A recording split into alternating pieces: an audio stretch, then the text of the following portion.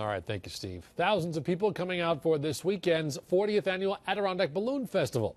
About 100 balloons will be launched over the weekend, and CBS 6's Chris Gloninger is live in Queensbury now with more on what people attending the event can expect. And Chris, I thought we'd see you airborne.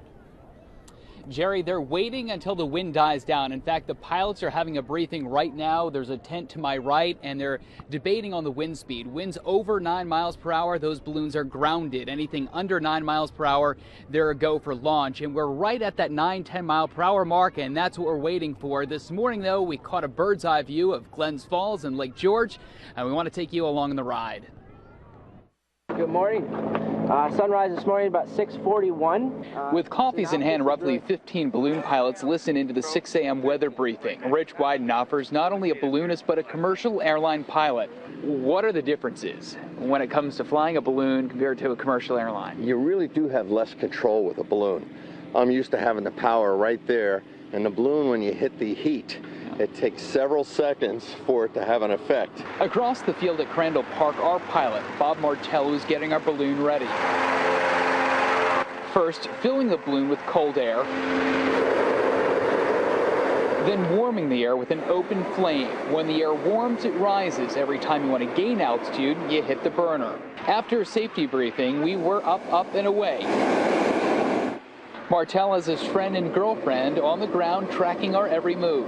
Balloonists look for light winds at the surface and stronger winds aloft. You get different directions sometimes. Today's very directional.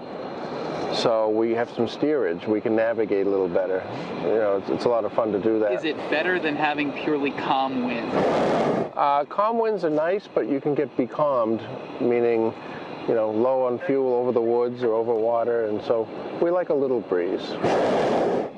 After an hour and a half of being up in the air, we're about 2 miles or 3 miles away from Crandall Park, and we'll be landing right here in this residential area. You can see all the people watching from below. Can you land anywhere that you want? Well, technically, every landing is without permission, so we'll land and check with the landowner, make sure it's okay, so we don't have to fly away. That's why we have plenty of fuel on board when we land. As far as Martel's most random place to land? We landed on a little patch of grass in an industrial park, and it happened to be the headquarters of the Bishops, a local motorcycle gang. Were they friendly? Yeah, they told us we would come in for a drink afterwards. Our spot was perfect. Wind direction is also key. With a southeast wind, you could land in Lake George or the Northway, so that's also a deciding factor whether balloons go up or not. A launch time would be around 5:45. This would be a first for us. If we go up, we're going to go live, so this would be first for CBS 6 News. You're going to want to stick around and make sure if we can make it up or not, and we'll have much more on what it means for businesses coming up. And keep in mind, Jerry, this is actually the largest hot air balloon festival east of the Mississippi River with 103 balloons. Reporting Queensbury, meteorologist Chris Gloninger, CBS 6 News. And Chris, I'm assuming after this report, everyone's going to want him to land in that motorcycle gang's parking lot. Am I correct? If they're giving away free beverages, Jerry, I think so. Next report from you. So hopefully the wind dies down and we can see you up in the air.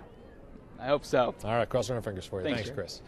Techies rejoiced this morning as Apple officially released the new iPhone 5. Locally, the line